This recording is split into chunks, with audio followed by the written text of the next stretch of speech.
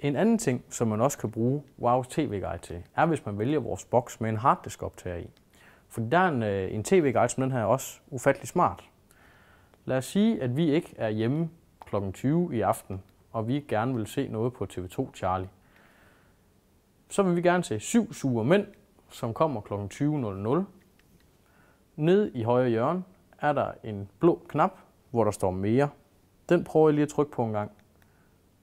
Og ved at trykke på den en gang, kommer der en oversigt frem, som indikerer, at den her, den kan jeg faktisk optage, og det gør man ved at trykke på den røde knap.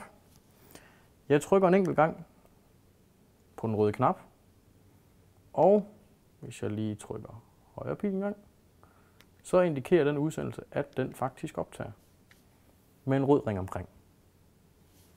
Når man har gjort det, husker boksen selv at optage den udsendelse, når man ikke er hjemme, eller for eksempel hvis man ønsker at se noget på et senere tidspunkt.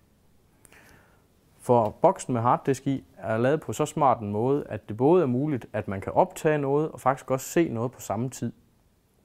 Så hvis der kommer noget, man rigtig gerne vil se på akkurat det samme tidspunkt, jamen så har man i hvert fald muligheden for, at man kan se det hele.